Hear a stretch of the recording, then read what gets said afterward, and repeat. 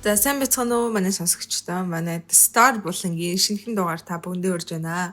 Yay. За тэгэхээр өнөөдрийн дугаараараа бит хоёрын онцлог хүссэн хүн бол дуучин, жүжигчин Ariana Grande байна. Ariana Grande.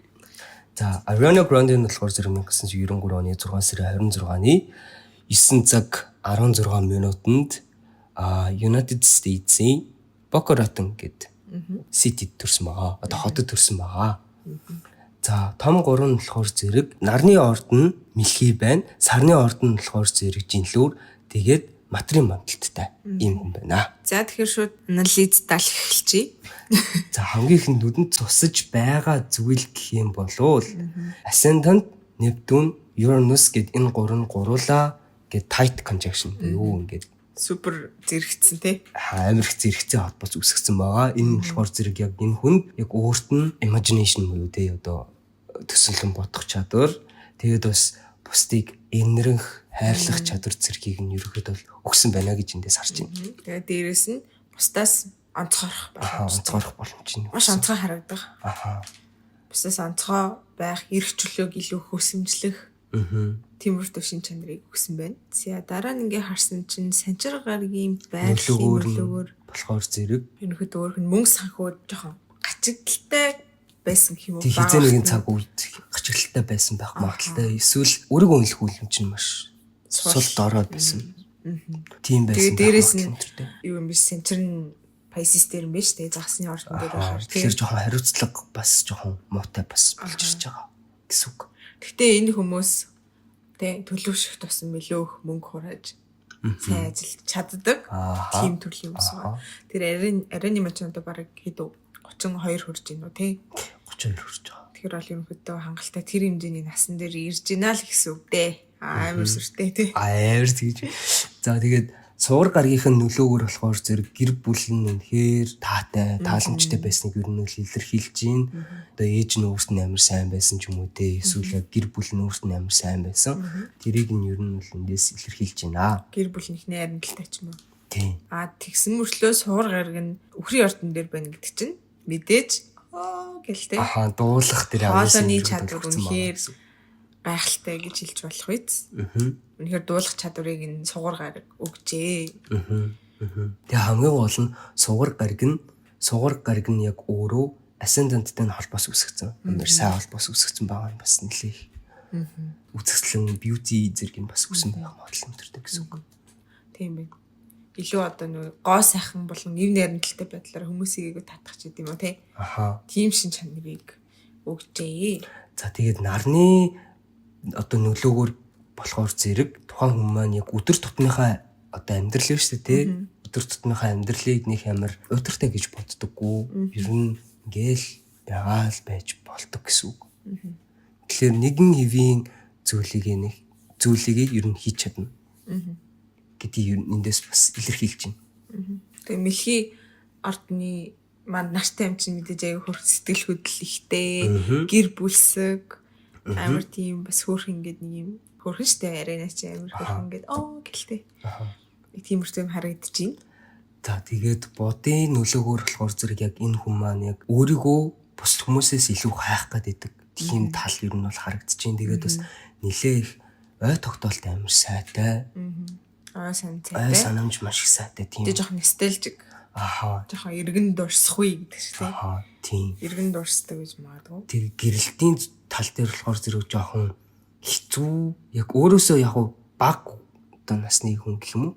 Өөрөөсөө жоохон залуу хүн дурлаа тэмтэйг гэрлэж магадгүй. Гэхдээ ер нь бол гэрэлтийн тал дээр бас энэ дээр одоо салах гэх юм уу? Нэг тиймэрхүү магадлал бас энэ дээр бол харагдаж байна. Яг гэрэлтийн тал дээр жоохон азгүйдэх ч юм уу те.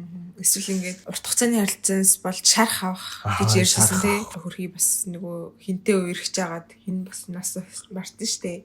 Overdose гэдэг нэг хитрүүлэн хэрэглэсний улмаас Mac Miller. Тийм Mac Miller. Тэгээ яхаа магадгүй тэрнээс болоод ингээд амар харилцааны шарахтай ч юм уу болсон байж магадгүй. Харагдаж байна. За тэгээд ангараг гаргийн нөлөөгөөр болохоор зэрэг энэ хүн ер нь нэлээд жоохон sexual drive ихтэй хүн гэж бас харагдчих.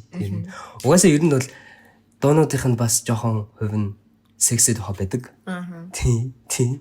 За тэгээд бас энэ хүн маань яг өөрчлөлт ерөөхдөө бол амар чухал гэдгийг ойлгох хэрэгтэй гэдгийг бас эндээс ойлгосон гэх юм. Гэтэ яг хуу миний бас уншиж сонсчихсэн болохоор ийм гангараг гаригийн ийм байрал дээр болохоор гинтгийн ингээд осолт өртөх магадлал ихтэй болчтой мөлий.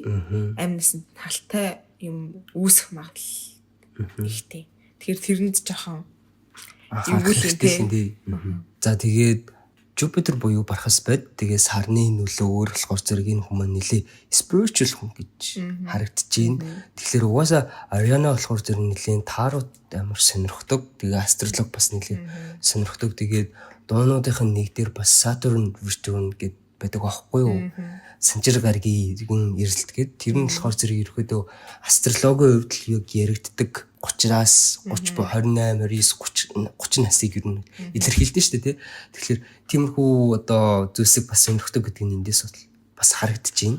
Тэгээд бас нөгөө Weekend-тэй хамтарсан Savior Tears дээр Meet You Once under the Pisces Moon гэлээ. Өөрөө тэгсэн шүү дээ. Астрологтой холбоотой бас тиймэрхүү юм харагдаж байна. Тэгээд бас ер нь гадаадаар аялал амар их сайтай, гадаад хэл амар их сурах амар боломжтой. Ер нь гадаад хэлний авьяастай гэж. Бас философик хүн гэн тий. Тий, философик бас гадаадын нөгөө нэг ёс заншил, гадаад хэл, гадаад хүмүүст амар их дуртай, хүмүүстэй ингэж ярилцах амар их дуртай. Нэлээ open minded гэж эндээс бас харагдаж байна. Тэ нэг амар strict traditional биш. Ерөөдөө open minded буюу яг ингэж нээлттэй сэтгэлтэй. Хүн яг ямар ч байж болно гэдэг тиймэрхүү талаас нь бас харддаг төрлийн хүн байна. За тэгээ сарн жилээр ордон дээр байна гэдэг чинь хүн бас ганцаараа байхыг өрхөдөө хүсдэггүй хүн байна. Заавал өөрийнхөө ингэж хайртай партнертэй ч юм уу тий хостойгоо ч юм уу байхыг илүү үздэг. Хин нэгнтэй ингэж ганцаарч л ярихтай амар сайн баха. Амар сэтгэл зүг нь ойлгож чаддаг. Боловч сар болон нарны хооронд хүссэн таагүй холбоосын нөлөөгөөр ерөнхийдөө өөрийнх нь зан чанар болон сэтгэл хөдлөл хоорондоо зөрчилддөг. Гэсэн үг.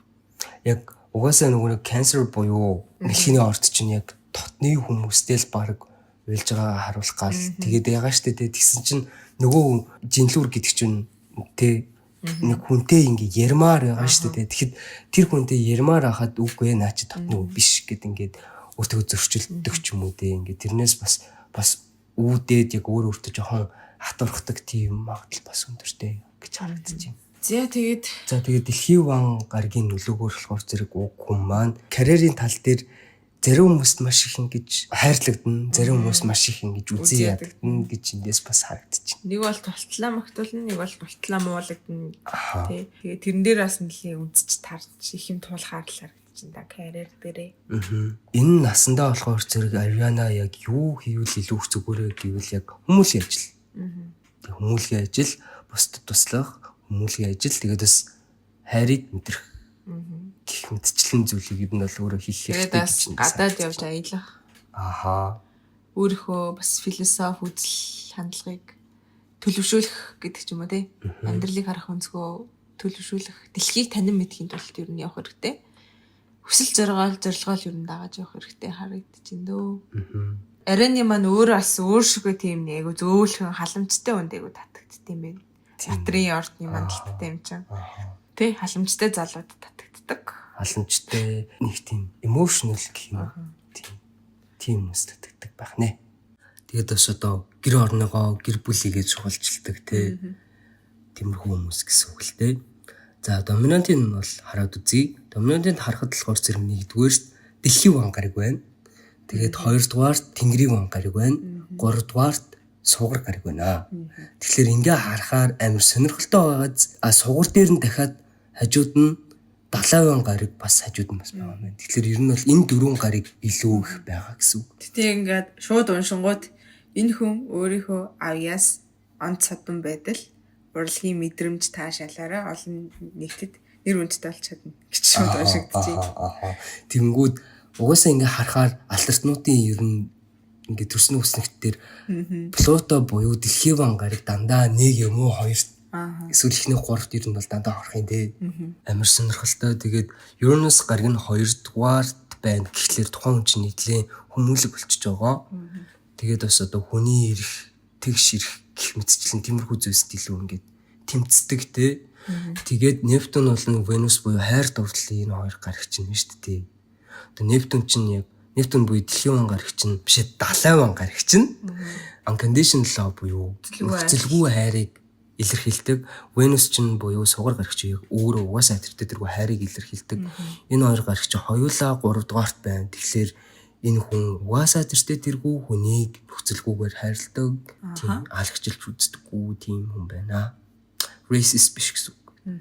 Тэгээ Плуто танд амар их байдаг бол танд од болох боломж биш шүү. Тэгээ од болох боломж амар их байна. Тэгээд гол нь болохоор зэрэг Плуто нэгтгэх юм бол дараа нь орж байгаа хитэн гаригууд байгаа шүү дээ. Тэрхүү гаригууд чинь бас яг яаж юугаараа од болох вэ гэдэг нь ингээд гараад ирчихэж байгаа. Венус чинь угаасаа тэргүй гоо үзэсгэлэн тэнгүүдээ ингээд бас дуу хөгжим, урлаг тэнгүүд энэ хүн маань угаасаа урлагаар гарч ирсэн.